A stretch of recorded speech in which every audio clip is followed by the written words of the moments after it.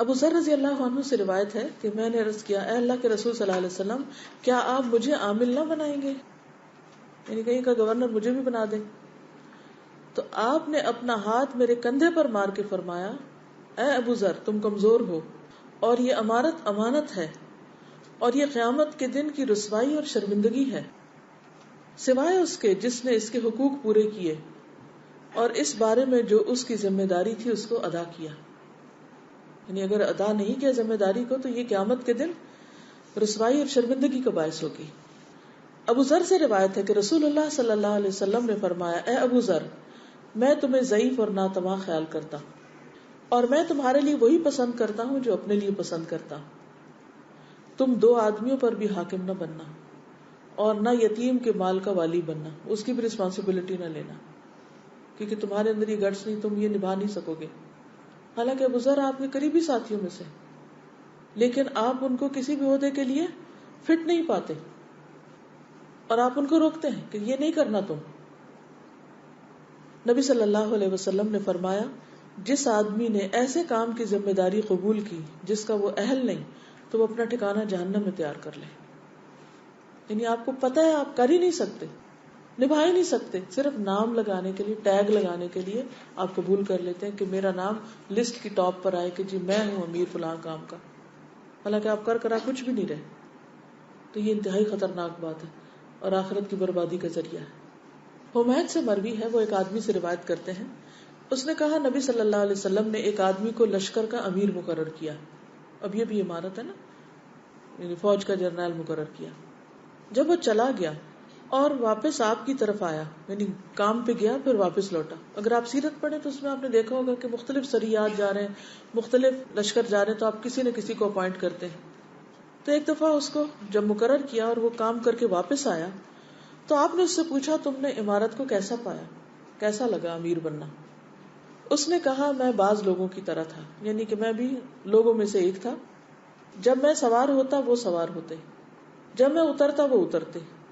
یعنی سب مجھے ہی فالو کر رہے تھے۔ رسول اللہ صلی اللہ علیہ وسلم نے فرمایا، بے شک امیر مشقت کے دروازے پر ہوتا ہے، اس کی ذمہ داری سب سے زیادہ ہوتی ہے، مگر جس کو اللہ تعالیٰ بچا لے۔ آدمی نے کہا، اللہ کی قسم، نہ آپ کے لیے اور نہ ہی آپ کے علاوہ کسی اور کے لیے کبھی امیر بنوں گا، میں آج کے بعد یہ کام کبھی بھی نہیں کروں گا۔ رسول اللہ صلی اللہ علیہ وسلم ہنس پڑے، یہاں تک کہ آپ کی داڑھیں ظاہر ہو گئی، یعنی اس کو اتنا مشکل لگا۔ کیونکہ آپ دیکھیے کہ ایک چھوٹا سا ایک ٹرپ ہی لے کے جانا ہے آپ نے کہیں، اب اس میں آپ بس پہ چڑھا رہے ہیں لوگوں کو اور پھر گن رہے ہیں اور پھر آخر میں خود بیٹھ رہے ہیں، پھر اتر رہے ہیں تو تب انسٹرکشن دے رہے ہیں، پھر جا رہے ہیں، پھر سارا لک آفٹر کرتے ہیں کہ سارے واپس آگے کہ نہیں آگے، اور باقی جو عام لوگ ہیں وہ آرام سے اپنا انجوائے کر رہے ہیں، آ کے بیٹھ رہے ہیں، کر رہے ہیں، ان کو جدھر بتایا جا رہا ہے نہ ان کو دماغ استعمال کرنا پڑ رہا ہے نہ ہی کچھ اور، وہ موج میں، اور جو ذمہ دار ہے وہ کانٹوں پہ بیٹھا ہوا ہے۔ لیکن اس کے باوجود انسان کو نام بری کا ایسا شوق ہوتا ہے، عہدے کا ایسا شوق ہوتا ہے، وہ کہتا ہے چاہے کانٹے ہی کیوں نہ ہو، مجھے ہی بڑا بنایا جائے، سب چیزیں میری مرضی کے مطابق۔ اگر انسان اس کا دوسرا رخ دیکھے تو کتنا امن ہے۔ ابو ہریرہ رضی اللہ عنہ سے مروی ہے، رسول اللہ صلی اللہ علیہ وسلم نے فرمایا، جو شخص لوگوں کے درمیان قاضی بنا دیا گیا وہ بغیر چھری کے ذبح کر دیا گیا۔ اسی لیے آپ دیکھیں کہ بڑے بڑے اسکالرس کے بارے میں آپ پڑھتے ہیں کہ جب انہیں قضاء کا عہدہ پیش کیا گیا، جیسے امام ابو حنیفہ ہیں یا اور ہیں، تو وہ انکار کر دیتے تھے، ہم قاضی نہیں بنیں گے، چھپ جاتے تھے، غائب ہو جاتے تھے، کسی طرح اس عہدے کو قبول نہیں کرنا چاہتے کہ انہیں جج بنا دیا جائے۔ لیکن آج آپ دیکھیں امت کے زوال کا حال، کہ لوگ دوسروں کو قتل کر دیتے ہیں کہ ان کو راستے سے ہٹا کے خود امیر بن جائیں۔ تو یہ دراصل ہے کیا؟ ناسمجھی نا۔ اگر پتہ ہو کہ انجام کیا ہے کس چیز کا، کس عمل کا، تو انسان ایسی چیزوں سے توبہ کرے۔ نبی صلی اللہ علیہ وسلم نے فرمایا، ان قریب ایسا زمانہ آئے گا کہ انسان یہ تمنا کرے گا کاش وہ ثریا ستارے کی بلندی سے گر جاتا، لیکن لوگوں کے معاملات کی کوئی ذمہ داری اس کے حوالے نہ کی جاتی۔ ابو ہریرہ رضی اللہ عنہ سے مروی ہے، نبی صلی اللہ علیہ وسلم نے فرمایا،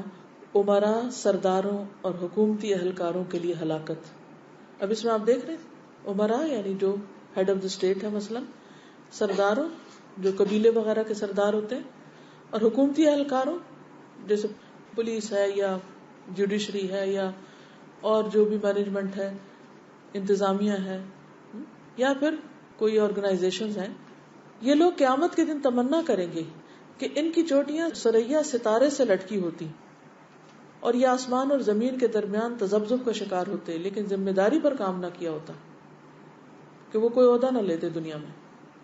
لیکن یہ باتیں عام طور پر لوگوں کو پتہ ہی نہیں ہے. آپ میں سے کتنے ایسے جنہوں نے حدیثیں پہلے سن بھی رکھی ہوں؟ کبھی خزانے تو پڑھے، کتابیں ہیں، لیکن نہ ہم پڑھتے ہیں، نہ ان کو دیکھتے ہیں، نہ نکالتے ہیں اور نہ عمل کرتے ہیں.